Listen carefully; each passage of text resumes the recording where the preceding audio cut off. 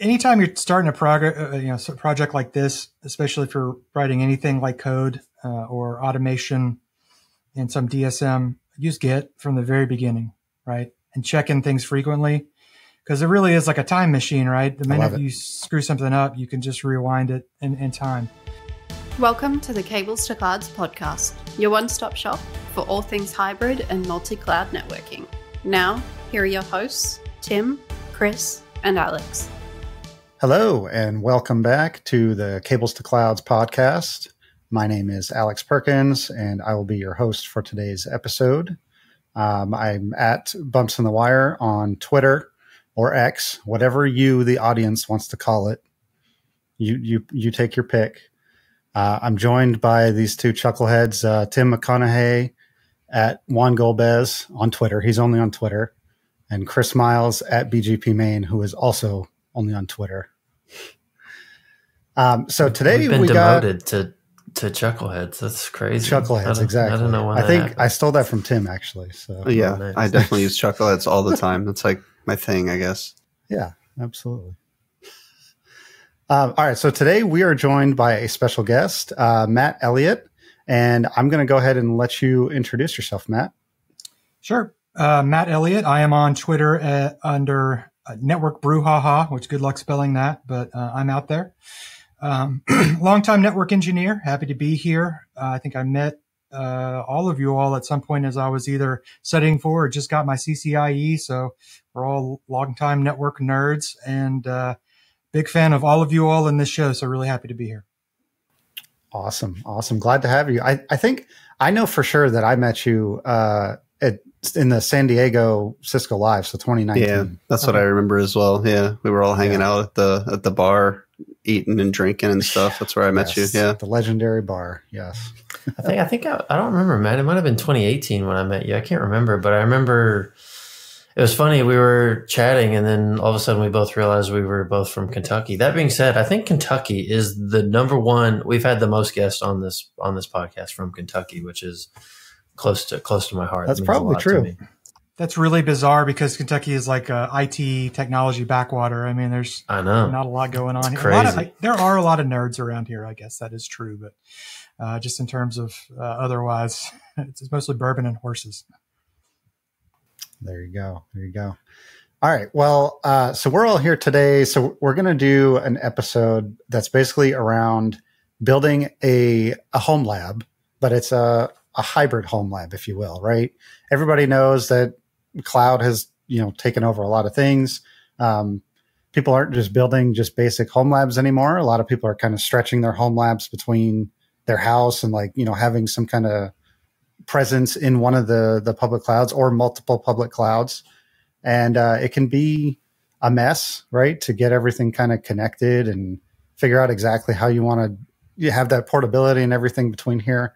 And Matt is actually working on a project that he's been doing for a while.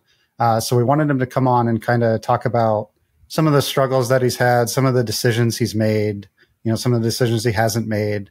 And it's still, as Matt will tell you, it's still very much a work in progress, right? But you got it pretty fleshed out so far. Do you want to just real quick, I guess, talk to us about what you're building and what it's for? Sure. It's funny. I was going back and looking at some things I wrote back in 2018. And around that time, I was thinking about the idea of building some sort of hybrid home lab. I'm sure we all know lots of people who have just massive racks of equipment in their basement, and I never really went full in. I always just had, a few computers sitting around that would run things on. But working in data centers with real labs and, almost every job I'm in, there's a lot of space in the data center. There's place to play and build things. And so I was like, I'm going to run a small infrastructure, connect it up with a VPN and be able to kind of burst to somewhere else if it's just work, or then maybe the cloud. Again, this was in 2018, so I hadn't really fleshed that out. But even back then, I'd kind of had this idea of it was something that I wanted to be able to have a small footprint locally that was somewhat self-contained. But as I needed to do more, I had a way to burst out to those resources, just like people talk about cloud bursting today, but on a smaller scale and just using simple technology. So that idea had been around for a while, and I had been wanting to test some things out. My one trusty server, I think the motherboard died. It finally kicked the bucket, and I sat around for a few months not doing anything and thinking, oh, I'll just fix this whenever. I didn't know if the power supply died or what. And eventually, I diagnosed it, and I have a gaming PC as well. And so I just sort of run some containers on there and quickly got to the point where I was like, this is not the right way to do this. I need something that's reliable.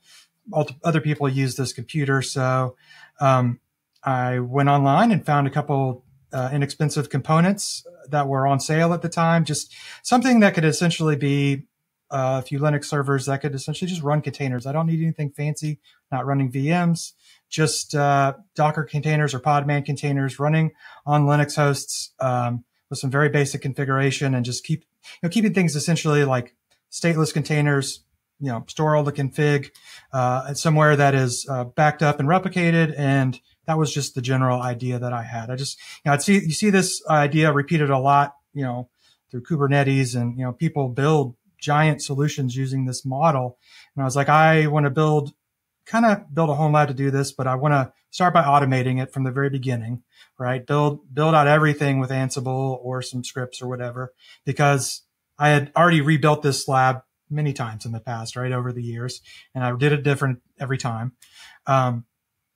And there's other frameworks out there. I'd even used some of these other popular home lab frameworks, but they're definitely built for the masses. And I wanted something that was a little bit geekier, a little bit more flexible than what was out there. And I also wanted to just learn some new things. So there's a couple technologies out there.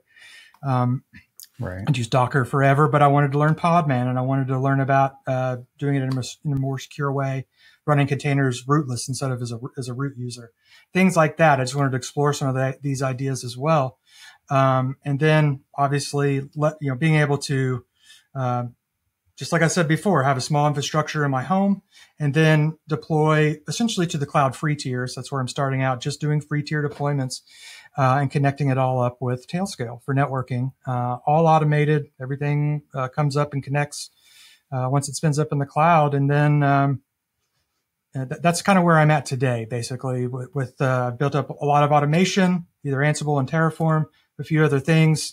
I've only really experimented with today GCP and the Oracle Cloud. The other all have their own free tiers that I'll kind of move into soon, but that was enough to kind of get started. And the idea is to open source this at least and share what I've built so far, so other people can tinker with it and try it. Yeah. So actually, real quick, that's a good. So, like, say I was going to, because I think I'm following you, but there's definitely some devil in the details that I'm missing. So, say I wanted to do what you're doing, right? First, I have to source, like, I guess just a box that I can run Linux on. So you were talking like just going to like eBay or something and just buying a workstation or something, not like a huge rack server or anything, right? Just something. Not like a Nook, but like, or maybe a Nook if they still sell. I don't know if they still sell Nooks actually. If they had discontinued them. Is that what we're talking about? Them, but yeah, not new ones. Yeah. I don't think. Yeah. Yeah. So there's a couple different ways to do it, and really what it comes down to kind of is 3 is the magic number. So a lot of these tools that I run, or they're running in my lab, they run in a clustered manner and they form quorum, and so there needs to be an odd number. So 3 is the smallest odd number you can start with. That can be 3 VMs. That could be 3 little physical boxes. Actually, what I have running today, 2 physical boxes and a VM. The 3rd physical box is on the way. I just kind of spread out the cost over time. So it's flexible enough that you can kind of do it however you want. When I was prototyping this and just building the initial automation, right, like building with Packer to create a VM, like I just got that process down and ran it with very little resources attached to it because I wasn't doing anything else. So I could just kind of run all those locally. But then as I started to layer on more things, kind of grew beyond the bounds of the little machine that I was running these VMs on. And I kind of did a V to P, basically on those little servers I built. I actually just stood up the physical servers and ran all the Ansible playbooks that I'd already written, right? They ran on my VMs. They set them all up, and once the physical servers came in, I just ran it all again. That was the whole point of doing all this tooling with mainly with completely Ansible, modular. a couple other things there. But as soon as I get something in that I need to set up or I need to decommission something, it's very easy to just I got to stand it up and get an IP, and then the automation runs and it configures everything the way I need it to. Real quick, so you mentioned that you've played with GCP and OCI. Mm-hmm. Is that, I guess my question, those aren't the typical ones that people start with. So is there a reason that you chose them first instead of doing AWS and Azure? Yeah. GCP I'm very familiar with, and I've just written a lot of automation around it. So I was real comfortable starting there. And they have a pretty simple free tier that, basically what I'm doing is I'm writing a Terraform to deploy based on the exact specs that are in the free tier of these clouds. And so GCP, it's one VM, this size, blah, blah, blah, blah, blah. And then there's a bunch of other things that can be run in the free tier. So it's not hard to write that Terraform and deploy it. And then you just have to script the install of the Tailscale and the other stuff once it comes up. OCI has a very generous free tier. They let you run a few VMs, and they actually, when you can spin one up, because their free tier is very popular now because they do give away some resources. They have some ARM-based VMs that you can run as well. So you can run Intel and ARM VMs and OCI, and I thought that would be kind of cool to tinker with. And so the only reason I hadn't moved into the other ones yet is it is a time investment to write Terraform to deploy everything.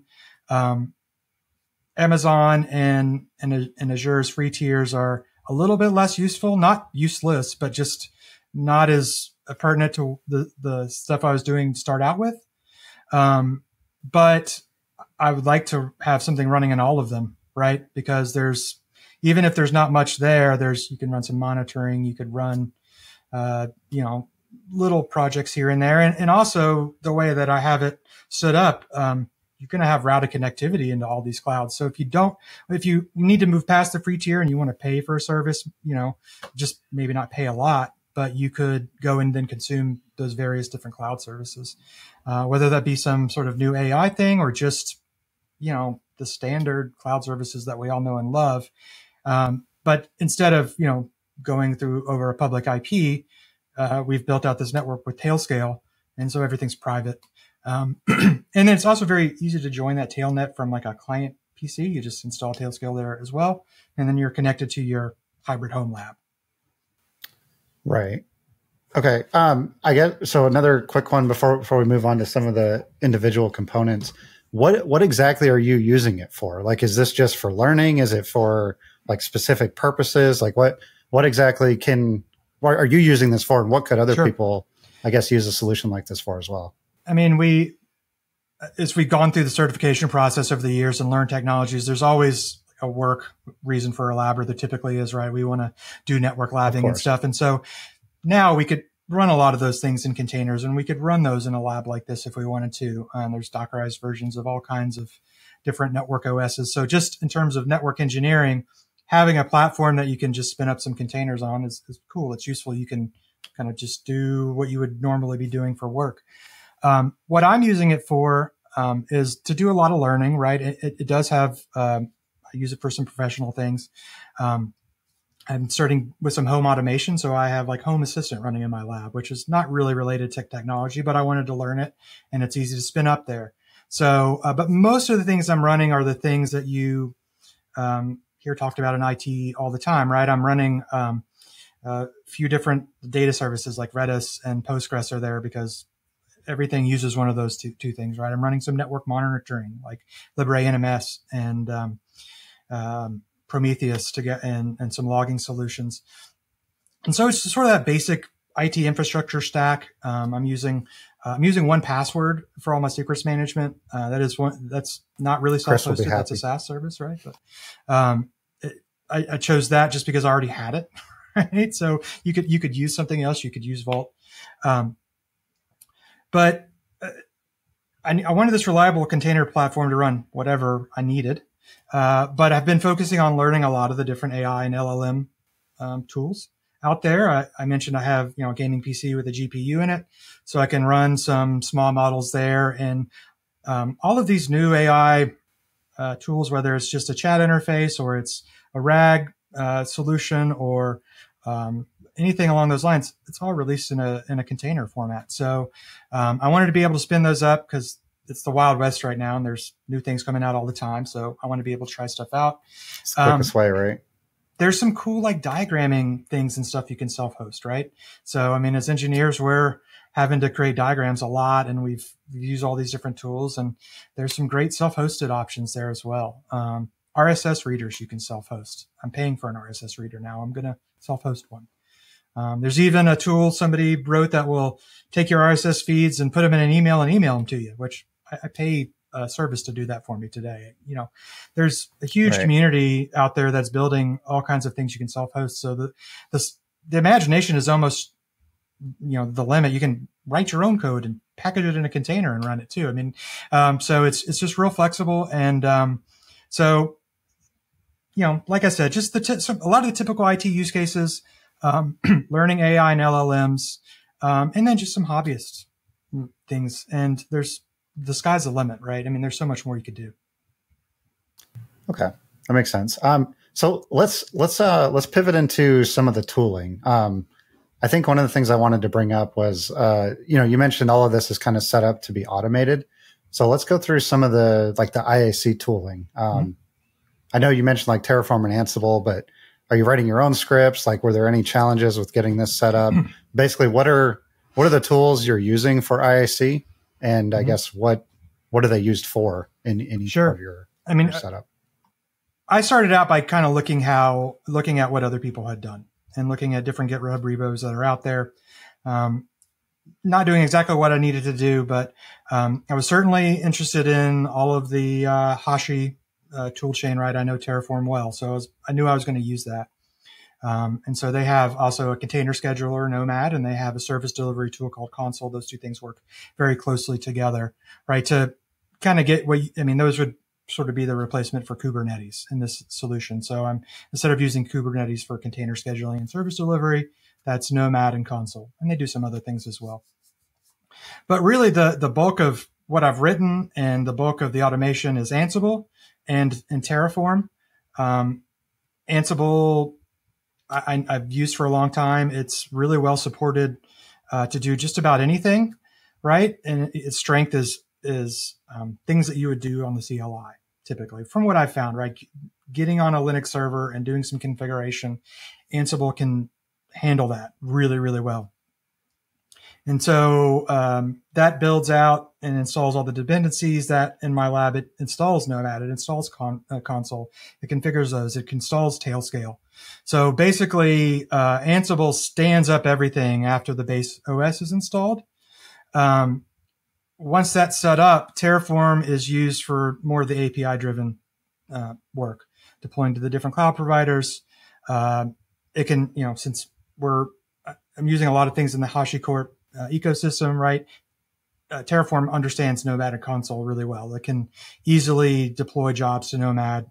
It knows exactly what to do. It's just a few lines.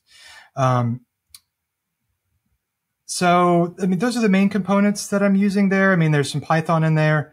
There's some Bash. As I was building VMs, I wrote some PowerShell. And I took some examples. I took some inspiration from people who had done this work. It was a little bit dated and needed to be updated. So I got to work sort of taking a few different examples and getting them working in that situation. And then I also brought in what I refer to as, my super genius via SaaS. I subscribed to Claude AI, and, OpenAI would work as well. You started using Claude and I found it worked really well. So I subscribed there, and that's basically my assistant. Like whenever I get stuck or I don't understand what to do, or there's a weird message, or I need to do something really strange in Ansible, then I go ask the super genius, and it usually gets it right. And not always. And so sometimes there's some back and forth and some troubleshooting, but boy, is it good at troubleshooting and what we might call test-driven development, I guess. You can kind of say, I want to do exactly this, and it'll start working at that. And you get some results back and you say, these aren't exactly what I'm looking for. It can take that and fix it. So I have an assistant that helps me whenever I get stuck. And that's why I think I was able to get this actually somewhere close to a finish line. I think if I was doing this completely on my own, I would have gotten stuck and kind of gotten demoralized, or it would have taken me months and months longer. I mean, getting started, the initial work that I did in the first couple of weeks, I know on my own would have taken me a few months to do. So it's been an awesome enabler. Yeah. Can I ask real quick? Because it seems like for this, like you've done a ton of work and learned obviously a lot in building all of this, right? Like there's Python, there's Ansible, there's Terraform. And that's to say nothing of the apps that are you deploying inside the containers that are doing this. What is your vision of the reusability? Like you want to like open source this and have other people like how much of a finished product are you thinking of delivering, and how much of it is, you know, something that people are going to download and have to DIY it? And there's value in that too, right? In DIYing it, you've obviously learned a ton doing it. So kind of what's your vision there? More to share what I've learned than like publish something super polished that everybody will consume.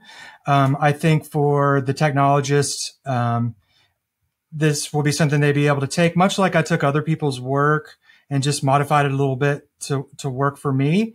I hope that this is like that, right?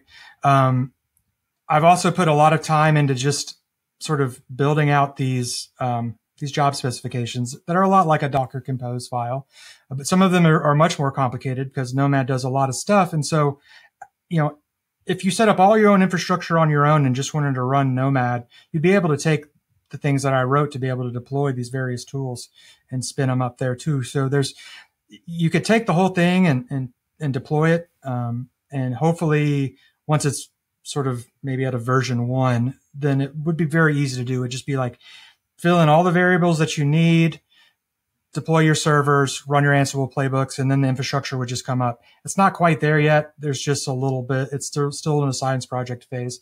But the more I've used it, the more I've improved it. And I've definitely broken the whole damn thing a few times and just completely redeployed it. And every time I do that, I fix something and I'm getting closer and closer and closer to being something that's actually reliable and works all the time. You know, there are just times where a service stops working and I just restart it. I could go investigate it. There's always things that could go wrong. There's always funky little things in there. And a lot of times I'm using software that was just released the night before sometimes, right? When I'm downloading a container. So there's weird bugs and stuff that come up. And I think if you don't have, if you're not real comfortable digging in and troubleshooting some of that stuff, then this is going to be a heavy lift. But if you've been in technology for a little while and you just want a container platform, and there are many of them, right? So this one is very opinionated. You've got your choices. But this, I'm trying to thread the needle between simplicity and capabilities. And, you know, Nomad and Console are pretty easy to deploy. They're like one go binary versus deploying Kubernetes is quite a project on its own. And so not to say that I haven't done some very complex things once I stood those up, but I wanted to start simple and sort of layer complexity on top of there. So you could take this and start very simply and do some simple things. But honestly, I'm here and talking to you all because I'm also trying to figure out what to do with this ultimately as well. I don't honestly totally know. I've spent a lot of time working on it to the point where I'm like, well, I should show this to a few people and see if anybody else is interested, and would certainly eventually love to have some people collaborate on it as well, or just try it out, kick the tires and tell me what they thought. Yeah, I think it's, you know, you've sent us, I know it's in its infancy stages, right? And this is definitely, from what I can see, this you know, ultimately almost a platform that you're building, right? Is going to be for people that want to tinker and want to self-host stuff. And I think that's very cool. And I like the extent that you've taken it. And I don't even think we've said this to this point, but you've even given it a name, right? You're calling it Octant. Is that the name that you've landed on? You still set on that? That's what I had to come up with something, right? And it just took an anagram of some of the component names, right? So 1Password, Console, Terraform, Ansible, Nomad, and Tailscale. And that's the Octant was the coolest word that came out of all the different combinations. It's kind of so I guess you got 1Password, Console, Terraform, Ansible, Nomad, and Tailscale, which came out to Octant, which is cool. And we'll put some details about this in the show notes. One thing, One thing I want to know about is obviously the tooling that you chose for this particular project, this particular home lab. I'm sure cost came into a lot of this. So I see you're using a lot of tools where you can at least use a free element to orchestrate a lot of this piece. But like, what went into some of that decision making? Like, if I think about the audience who's not only listening to this, but probably also on this call. I've been a big zero tier fan for a very long time. And I know you had some internal notes about why you went with Tailscale versus zero tier. So what kind of went into the decision making on why to choose one tool over the other, et cetera? Some of it was, let's take Podman as an example. Everybody knows Docker quite well. Most people do. I'd heard about Podman. I'd used it a little bit. I wanted to learn it. And I knew that was a drop-in, basically. So that didn't seem like a difficult decision. I learned something new. It's about the same as the other tool. If I don't like it, no big deal. But I've actually turned out to be quite a big fan of that in particular for a few different reasons. But tools like Terraform and Ansible, there's muscle memory there for me. So that just came down to a matter of taste. I didn't want to, there's already a lot of tools in play here. We've talked about a bunch. And so you run the risk of over tooling sometimes, right? So I wanted to make some clear decisions, but still keep it somewhat limited to this specific scope and not overdo it. And this was sort of the minimum I could come up with to do all the things that I wanted to do. I'd made some odd decisions. I'm using a ton of Hashi products, but not Vault. I pay for 1Password. It's got some cool DevOps capabilities. It can basically function in place of Vault, not completely, but it will basically do all the things I need. And so I'd also struggled to make Vault work in the past. And I was like, this works. What, You're not but the only one. Anybody could take this if they really wanted to, cut out the 1Password stuff and drop in Vault or whatever else, because in the end, it just comes down to like, how are you feeding some secrets into environment variables or into a template or something? So, it would be hard to take out Tailscale. It'd be hard to refactor all the Ansible and things like that. But there are some, like 1Password could be swapped out. There are a few different ways to do this if you wanted to. You could take out Tailscale and try to do zero tier, but I ended up, and we should talk about some of the networking stuff that I learned working with Tailscale, but it does some amazing things, and it's very easy to use, and it's using WireGuard in the covers, which is modern and fast, and can run in user space even, right? So if you've got a lockdown laptop, you're not allowed to install a VPN client, you can run Tailscale in user space and nobody's the wiser, can connect the VPN. So, are there questions that you have about specific tools? I mean, I kind of talked about some of them, but did you have any questions about specific choices that I made there? I think, just in the interest of time, let's dig into the Tailscale stuff a little bit. Okay. Like, what were some of the networking challenges that you had? Right. Because you're like we talked about originally, you were connecting like your home to like cloud bursting like capabilities, right? Yeah. So what issues did you run into, and how does Tailscale kind of help you solve some of those?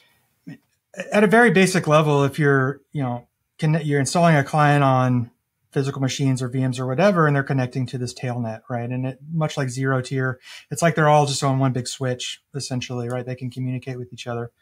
Tailscale is wonderful, great UI. I mean, they even have API. I'm using Terraform provider to interact with Tailscale to do some things, right, to provision machines. So there's a lot of great functionality there that I'm not sure exists in zero tier. I haven't looked recently. I know there's an API, but I don't know if there's a Terraform provider and stuff. So just standing up the basic tailnet and connecting machines, it's very easy. But I quickly was like, well, I don't want to install Tailscale on everything in my home to be able to get to, these resources that might be deployed somewhere else. And so you can advertise and you can route traffic across Tailscale. I think the first thing that I noticed that really kind of sent me for a loop, and this is a combination of a platform difference, right? So different behavior on Windows and Linux. But when you, in Tailscale on Linux, when you advertise when you accept a routing advertisement, it takes precedence over connected routes, because the way that Tailscale does, they run multiple routing tables basically, and they do some policy forwarding on Linux. And so as I was doing this initial troubleshooting, I was like, why can't I get to my connected networks? These should always work, right? I mean, this is like CCNA day one connected routes. Everything else goes from there. Well, not Tailscale on Linux when you accept a routing advertisement. The details are sort of in the Ansible I wrote, but I just had to be very specific about, which device in my home network was going to act as a router, which other ones would accept routing advertisements or not. And so once I got that figured out, it wasn't that hard, but it was like, what? Like this, it didn't make sense, right? I've also, they've made over a couple, there's been at least once where there's a change made that broke things, and they're going to go in and reconfigure the options, because I think they patched a vulnerability and they changed away some of the behavior, and that happens. But, it kind of, felt like a little bit of a rug pull, that everything was working and then suddenly it wasn't. And so I had to go fix some things there. But, beyond that, I'm trying to think what else. The other thing that I had to figure out, and, I'm just basically doing static routing. I have, just a Ubiquity router that runs via flavor. And so I can just configure some static routes there that point, to my Tailscale router, for the cloud, networks, whatever they might be. Eventually, there's BGP speakers in all these places. I think I'd eventually like to stand up BGP so that routing is, it's all dynamic, but I just have been doing static routing so far. But so the other big piece I had to figure out was essentially had to enable TCP, MSS clamping, as things route onto, Tailscale, because there's a VPN there, right? I think I set it at like 1380, or that was a recommendation I found. And once I got that in place, everything works. Everything on my home network can get to anything in the cloud that's connected to Tailscale automatically. It just works. We can monitor everything. So that felt like a big win. Honestly, like once I finally got that all working, I was like, okay, this is cool and it's free. And like that's when the light really came on, that I was like, man, this is all free, but like if I ever want to spin up services anywhere and use them for just a little while, it's so easy to do. Can consume them right from home. And then, honestly, like I'm just interested to hear, I want to know what other ideas people have for this, right? Because I'm sure there's things that I haven't thought of. What are you doing for like segmentation? Like, how do you set up like ACLs or stuff like that? So right now, since nothing is really exposed publicly, I haven't worried about it too much. Now within Tailscale, there's an ACL capability, and you can sort of like, you can tag things and create firewall rules based on tags. So you could certainly, let's say if I wanted to, give you all access to my home lab, right? I could invite you to my tailnet, and I could just configure the ACL there so you could only get to, port 80 and 443 on my ingress and not get to anything else. And then that would generally work. And I'm probably going to start doing that. So with a few friends and hosting things locally. But otherwise, I haven't focused a ton on security internally, just because nothing's exposed. But there's certainly, that's a place where things could get better. Tailscale is really capable there too. I just haven't really dug in too far beyond just the basic sort of ACL and firewalling capabilities that they have. Okay, that makes sense. I'm going to bring this to basically the last point that I'll let you talk about before we wrap up. Okay. What have you learned along the way? Like, what's been difficult about doing this? What are some things that maybe you would give advice to other people that are just trying to start on this? Like, stuff like that. Yeah. What can you tell people about setting this up and some of the challenges and difficulties you've faced along the ways? Yeah. Anytime you're starting a project like this, especially if you're writing anything like code or automation in some DSM, use Git from the very beginning, right? and check in things frequently, because it really is like a time machine, right? The minute you screw something up, you can just rewind it in time. And it can even apply as like I'm writing documents, I'm writing them in Markdown and I'm putting them in Git, and I can see how they evolve over time and stuff. So that's indispensable. I said I leveraged the AI quite a bit. Like, I didn't just use it to write code. I would sit down and be like, what do you think about this idea? Break it down for me. What are the pros? What are the cons? Like, what haven't I thought of here? Okay, that looks good. Generate the pseudocode for that. What would that kind of look like? And I just kind of used it as like a really smart friend to bounce ideas off of. And I think that that allowed me to go from like an idea to a working solution in like an hour a lot of the time, versus for me, it would take hours or days or weeks to come up with some of the stuff that it spit out. So, sure. Use that force multiplier, whether it's free or you're paying for something like Claude. Like, if you're writing code or you're doing technical work, unless you yourself are a genius and you have the whole internet's knowledge in your brain, you can go Google errors, or you can just paste them into an LLM along with the code and say, why did this error happen? And 9 times out of 10, it's like, you screwed this up right here. You fix this. Here's the fixed code. So, those two things allowed me to get this to where it is much faster than I would have been able to do it typically. I mean, I have a degree in computer science. I don't write a lot of code. I haven't since I was in college, really. I've been in technology and infrastructure, and I understand it and I can read it, and I've written plenty of code, but actually sitting down and writing a ton of code or a ton of Ansible or a ton of Terraform is hard for anybody.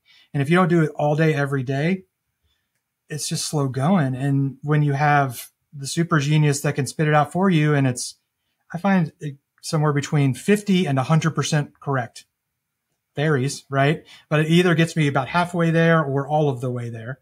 And then otherwise, it's just been, it was a fun opportunity to learn something new. And so that kind of motivated me. I don't know why I chose now to do this. I think it was just a combination of all those things I mentioned, like home lab died. I wanted to rebuild it. I wanted to learn these things, but going through this process, learning a bunch of cool stuff, solving some hard problems. That's a fun part about these jobs. I like solving hard problems. So like pulling apart Tailscale and figuring out how it worked and getting it to work, and like route between home and cloud. Like, for me, that's satisfying work. It's fun to do. And when it works, it's like, well, that's cool. On to the next thing.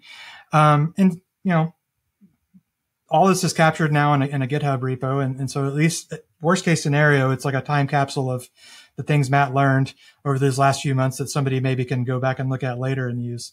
But that's all I can think of right now, honestly. That was great. You go ahead, Tim.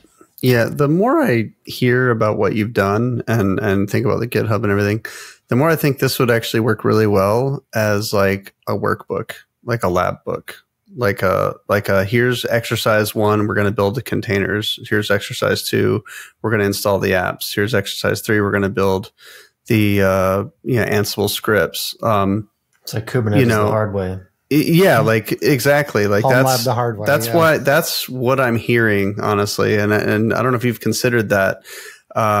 It also would make it infinitely more consumable to the people, I think. To have kind of a map to go. So I don't know if that's something you're interested in, but it definitely, I think, and it would teach a lot of people a lot of things along the way, the same way that you learned a lot of things along the way. So that's my feedback to you. It's a great idea.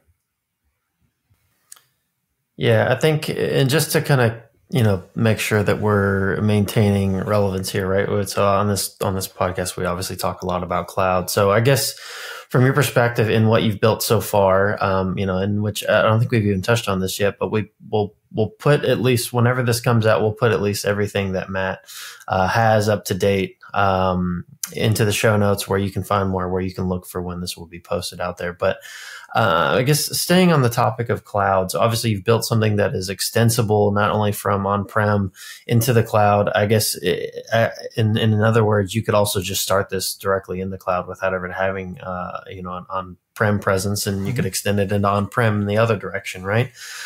So what do you think are the key benefits to doing this from a home lab perspective, for someone that wants to build this? Like what is the overall benefit that you've seen having this extensible home lab that can pretty much go anywhere? There's just flexibility, right? I mean, I'm going to end up with like 3 small physical servers, little boxes I bought off of AliExpress that basically have laptop components in a case with a bunch of memory and a CPU and some fast storage, but otherwise they don't do much, right? But then, I've thought about ways to use Raspberry Pis to do some certain things. And you can scale that in a bunch of different directions, right? So, I mean, we've got this automation, and essentially, as long as there's something Linux that you can run Ansible playbooks against, or there's an API to consume, all right, there's something in this tool set that will allow you to like build, a place to run your workloads. I mean, when it comes down to it, like all of the things that all of us are doing, in the end, the goal is to run a workload somewhere, right? Get something done. And so I have a flexible platform that allows me to run workloads anywhere almost, right? And I love the idea of, I deploy something with Terraform into the cloud, and then as soon as it comes up, it's just connected. I wouldn't even have to log into the cloud console after it's built. And so,